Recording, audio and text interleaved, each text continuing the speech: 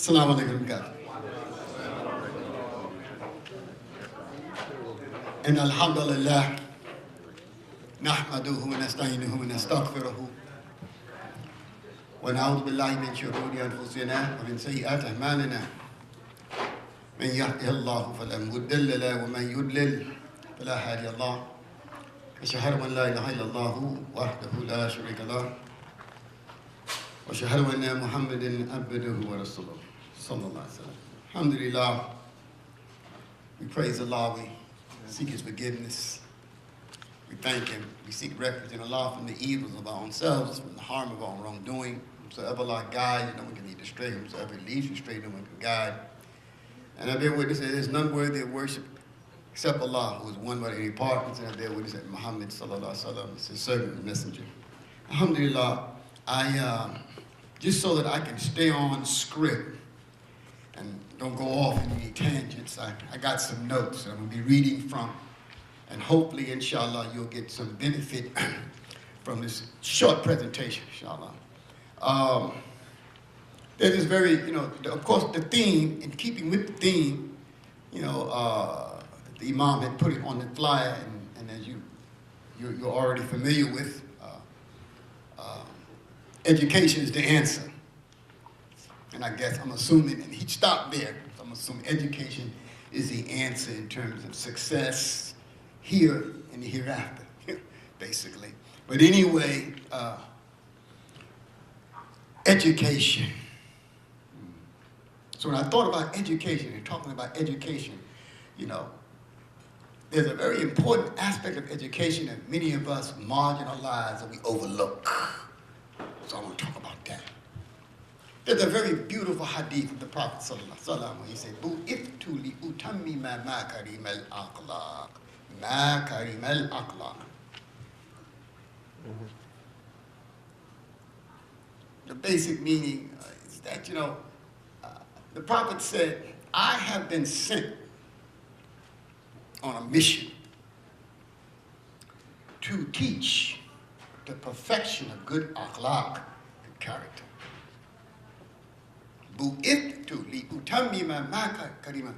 There's a number of different narrations saying the same thing. Noble character, excellent character. When you reflect upon it, this was the Prophet's mission. Saying it another way, the way I like to say it is, the Prophet was sent to teach us how to behave. To teach human development, real development of the human being. See, how to get us to have excellent character, excellent behavior, teaching us how to connect with each other, to be with each other, you see, and how to treat each other. That's education, man. See, that's education.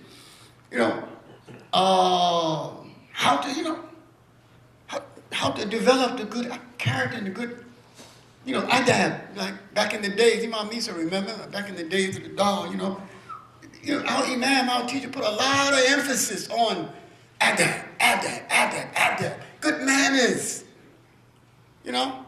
When you meet people, when you interact with people, Muslim, non-Muslim, don't matter, how you treat people. And how you treat people, or how you want people to treat you is how you treat them. The Prophet ﷺ taught us that. See, whoever believes in Allah on the last day, and this is the basic meaning of a hadith. Whoever believes in Allah, believes in the last day, believes in Allah and wishes to go to Jannah, let him treat people like he want to be treated. Think about that. So this whole notion of having good character and good manners is very essential when we start talking about education, Islamic education. So we learn fiqh, we learn Quran, we learn, the various sciences, but what about the science of akhlaq? How do you go in a bookstore and you get a book on akhlaq? How have you seen a PhD scholar, he got a PhD in akhlaq? It's rare. It's rare. We talk about all these other issues, you see, but the whole, the whole foundation or the beginning of the true education. You know, even in the homes, you know, when we raise our children, what do we raise them on? What do we emphasize? What do we stress? Good character, good conduct, good manners. Think about it. All of us, you see? Yeah. And so, alhamdulillah, a lot of thought went into what I wanted to present tonight. Okay, so I wrote these things down. The Prophet ﷺ said, the dearest and the closest to me on the day of Qiyamah is the one who has the best character. The one that has good akhlaq. See, that means we should be competing with each other in our daily interaction with each other, you know, and trying to strive to be the best Muslim with the best character, outdoing each other and doing good to each other, for each other. That's what it's about. You know, one of our great scholars, Sheikh Uthaymeen, Muhammad Salih Uthaymeen, passed away some years ago. He wrote a book called Moral Character. And he said the scholars of old, they summarize akhlaq, 3 things. So if you don't get nothing else, you can leave with this. What the Sheikh, Imam Alameen said, the Sheikh Muhammad Salih Uthaymeen, he said this in his book about, you know, noble character. He said that noble character is summarized in 3 things. Number 1, do good to others. Be good to your fellow man and be good to your fellow Muslim. Be good to people. Number 2, avoid harming people. Don't harm people. Don't violate people. Okay? And number 3, always have a pleasant smile, a nice disposition. How are you? Oh, okay. I thought that was profound when I read that by the Sheikh. And of course, that's what the old scholars, he just repeated what, you know, the predecessors mentioned, you see? And so again, the Prophet ﷺ said that the heaviest thing on the scales on the day of Qiyamah is what? Good akhlaq, husnul khuluq, good character, he said. Another narration, you know, in brief, the Prophet ﷺ said, the best of you in Iman, the best of you in faith, are those with the best character and manners. So just in that, it shows the importance of this, but we marginalize it today. Okay? What some of our early Salaf as-Salih, our righteous predecessors from amongst the scholars, what they said about this issue of akhlaq, and good character, good manners, right? Imam Ahmed, he said, the head of the matter is good character. The head of the matter is good character, meaning the most important thing is good character. Think about it. Just think about it. When Allah says, Inna akramakum indallahi atqakum, that the most honorable of you in the sight of Allah, the one that has what? Taqwa. Taqwa, the fear of Allah, the consciousness of Allah. You see? Now you don't have real taqwa and consciousness of Allah, you know what I'm saying? Unless you got good character. They're 2 sides of the same coin. 2 sides of the same coin. That's why the Prophet ﷺ said that the majority of the people that will go to paradise will be for these 2 things. Taqwa Allah wa husnul khuluq. The majority will go to paradise because of taqwa Allah and husnul khuluq. Good character. So they're 2 sides of the same coin. They go together. So along one's position, one's rank in the sight of Allah subhanahu wa ta'ala, built upon that good, having the consciousness of Allah, having good character. Wow. And so Ibn Qayyim, one of the great scholars, student of Ibn Taymiyyah, he said the religion itself is entirely husnul khuluq, good character. The religion itself is entirely good character. So whoever surpasses in good character surpasses in religion. Imam Shatibi, another great scholar, the Sharia in its entirety only creates noble character. That's what it's designed to do. So if you're studying fiqh, if you're studying the law and all of that, you're learning all of that. But the bottom line, you know, You come at the end of the day, you got a degree and all of that, but you got bad character. You know, you didn't learn, you know, ethics, morals, values. You lack that. Think about it. Imam Bayhaqi, in his book, Branches of Faith, he says, good character and manners is not something that comes without effort. Just as we study large books of tafsir and the sunnah, likewise we need to study akhlaq and adab. Study it like a subject. SubhanAllah. Imam Malik, he said, learn good character. See, learn good character and good manners before seeking knowledge. Powerful, man. He also said, my mother used to dress me up and then say, go learn from your sheikh good manners before you learn knowledge from him. See how important this is? We start talking about education, right?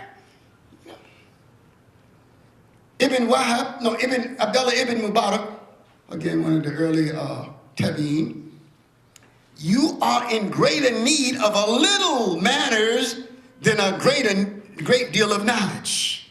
See the emphasis they put on, you know, akhlaq and adab, good character and good manners.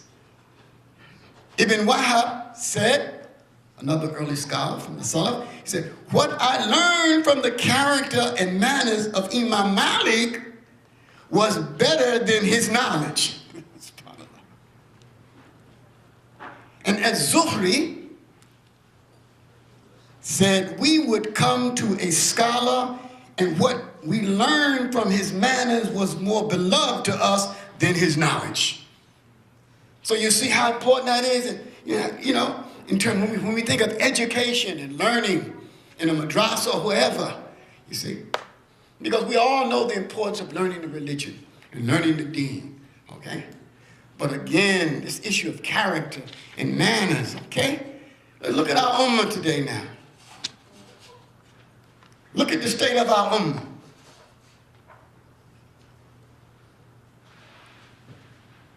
The Muslim world, we lack akhlaq. Am I right, Imam? Right. No character, no manners, man. That's the sad state of the ummah. It's not the scholars, it's not just the rulers. I mean, the whole ummah from top to bottom. Not all of you in here, I'm not saying that. But in general, and I pray and I hope and I believe that you are the best Muslims. Right here in this room, alhamdulillah. But we look at the ummah, look at the world, look at the rulers.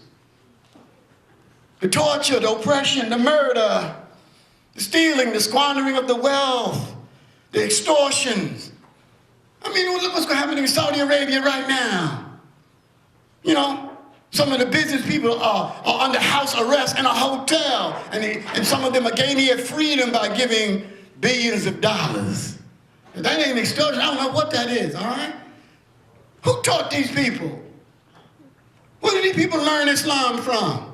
What do they know of akhlaq and adab? You see? So this is the reality. The different sects and the different groups that we see in the Muslim world. You know, the murdering, the slaughtering of the people in the masjids, you know, in the churches, in the marketplace, all this stuff. And the Prophet talked of al-Harj, mass murder. We've lost sight of the sacredness of human life. You say, who taught them? I know Imam Taifa, Allah bless him, in Baltimore. He watched all this stuff. He said, my God, where did they learn their religion from? Who taught them to act like that? You're blowing up churches, you're blowing up mosques, you're blowing up marketplace, you're killing innocent women and children. This ain't what the Prophet ﷺ taught us. This is the problem, hey man, the heart. See, the heart, man. And so this is what we're dealing with. It ain't so much that people don't have knowledge, you know, the fundamentals of religion. People don't know Arabic, they don't know Quran, they don't know fiqh, they know this stuff. They know this stuff. They lack character. You know, how much time I got left? 5, right. Okay, I'm not good, I'm not on point. That's why I'm sticking to my script, so I can finish. Okay.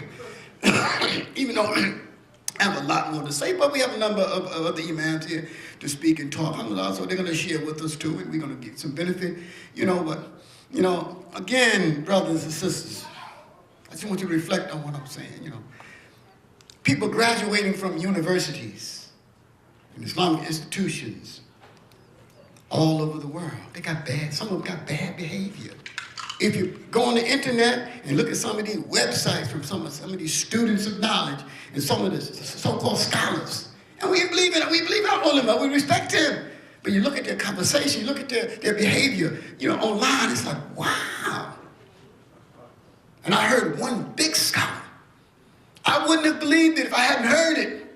I heard one big scholar, got thousands of students, and he was attacking a fellow scholar equally renowned. And you know what he said out of his mouth? May Allah forgive him. He said about the other scholar, because of what he said and what he disagreed with him on, he said, may Allah sever his lips and his tongue.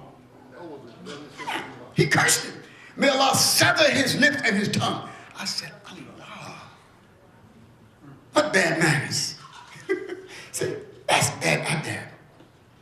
You'll never do stuff like that, but it's all on the internet, man. All this ugliness, character, man, out there. I remember years ago, back in the old days, I remember, Imam Yahya, my first teacher, he used to tell us, man, when you go out and you give talks publicly, don't get personal and attacking people. And we had a policy in the Dal, Imam Siraj.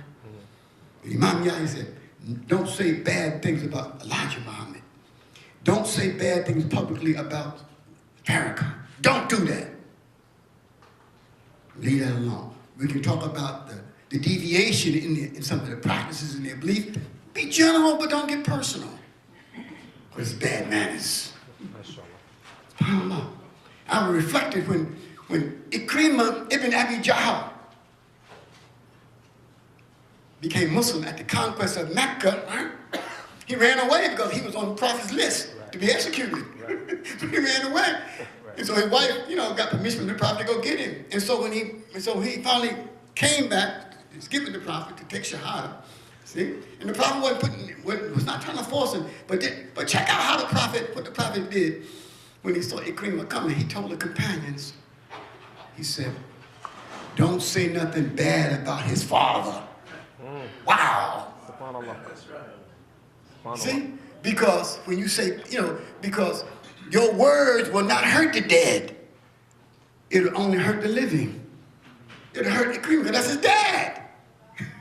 And I thought about that, how people used to attack Imam Warthi Muhammad and, attack Elijah Muhammad the way they used to do. And I heard one da'iyah, check this out.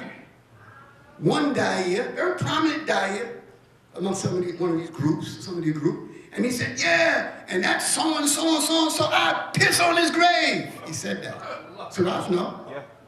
I said, wow, man. Why would you say something like that? The Prophet ﷺ never did that. So who's akhlaq? Who's adab? Are some of the students of knowledge and the people of knowledge following, man?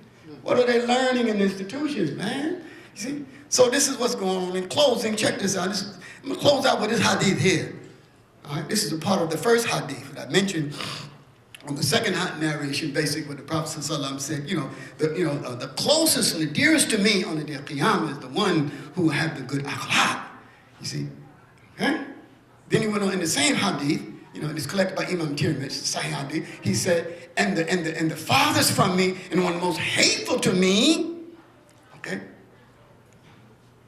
is the one who is called mutashaddiq, el-mutashaddiq, which means a loud-mouthed, vulgar individual. Imam Tirmidhi said, and it means the one who excessively speaks about people in a filthy manner. SubhanAllah. Bad character. Bad and damn. You see? So the prelude to education, we would say, the prelude to education, or a part of Islamic education is to learn akhlaq and good character. So this is what I wanted to say and share with you. May Allah subhanahu wa ta'ala, guide, the misguided people amongst us who do these things. We don't curse them. Say, may Allah guide them. May Allah protect us and not allow us to be like that. Let us follow the example of the Prophet Muhammad sallallahu alaihi wasallam, who's the best amongst mankind and who had the best, akhlaq, the best character and the best adab, alhamdulillah. And may Allah subhanahu wa ta'ala raise us to understand the importance of this aspect of Islamic knowledge and education, inshallah, and hopefully we'll be examples of it, and we'll instill these values and these principles, in our children. Jazakallah khair. Assalamu alaikum wa rahmatullahi. ITV, Call of Peace, Save Humanity.